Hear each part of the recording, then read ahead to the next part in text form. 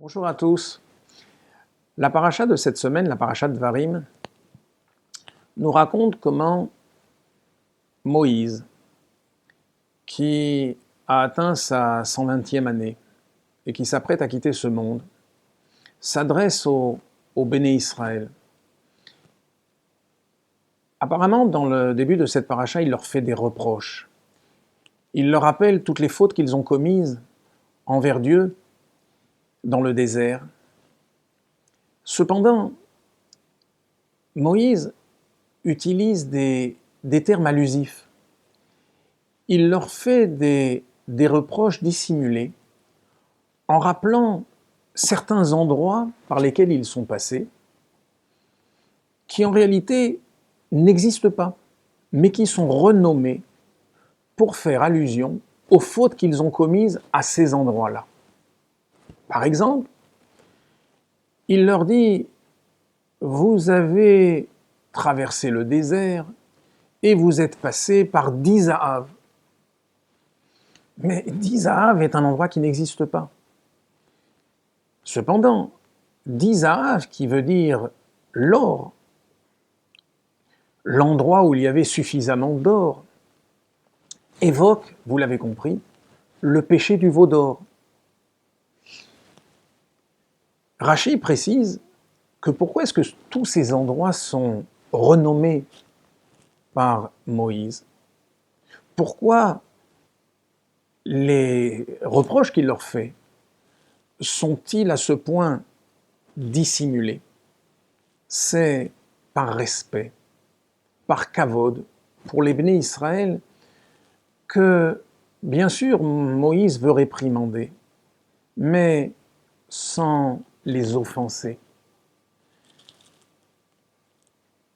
Plus encore, nous dit le rabbi, les termes qui sont utilisés et qui désignent ces lieux sont de nature à suggérer des circonstances atténuantes aux fautes des Béné Israël. Par exemple, eh bien, Moïse dit « Vous étiez Bamidbar, dans le désert. » Mais tout le monde sait que le désert est un endroit terrible, redoutable. Un endroit plein de nachash, saraf, ve'akrav, c'est-à-dire de serpents, de vipères, de scorpions. Un endroit où on est vite déstabilisé. Et par conséquent, si le peuple a fauté dans des circonstances aussi désagréables, aussi difficiles, on peut le comprendre. Le texte continue en disant « Mol souf », c'est-à-dire en face de la mer. Mais cette mer rouge, où effectivement les Juifs ont fauté, se sont révoltés, mais cette mer était un endroit difficile à vivre. Ils étaient entre le marteau et l'enclume. Les Juifs étaient entre la mer, qui était apparemment infranchissable, et des Égyptiens qui les poursuivaient et qui voulaient récupérer la main-d'œuvre qu'ils avaient laissé filer. Et par conséquent, si les Juifs se sont révoltés en face de la mer, c'est qu'ils étaient dans un stress insupportable.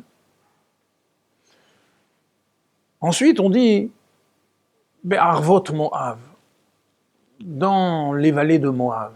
C'est vrai que cela vient faire allusion à la débauche dans laquelle sont tombés les Béné Israël avec les filles de Moab. Mais souvenons-nous que Moab était un peuple qui n'avait pas de pudeur, de tsniout. Moab, c'est ce peuple qui est né d'un inceste, celui des filles de Lot avec leur père qui, rescapés de la destruction de Sodome et Gomorrhe, pensaient qu'ils étaient les seuls survivants et que d'eux devait descendre une nouvelle humanité.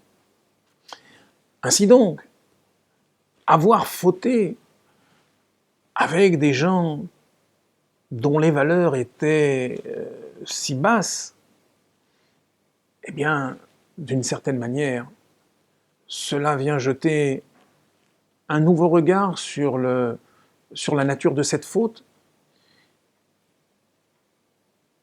Ainsi donc, Moshe Rabbeinu, non seulement, lorsqu'il veut faire des reproches au peuple juif, non seulement ne les fait pas de manière frontale, de manière brutale, non seulement il le fait avec finesse, avec bienveillance, mais en plus, il vient tenter d'alléger la gravité des fautes commises. Le Rabbi nous apprend dans ce commentaire la manière avec laquelle on doit se garder de juger autrui avec sévérité, mais au contraire, de toujours essayer de trouver des circonstances atténuantes, de nature à ne voir que le bien qui se trouve en lui. Car lorsqu'on voit le bien d'autrui, eh bien, on révèle ce bien. Au revoir à tous.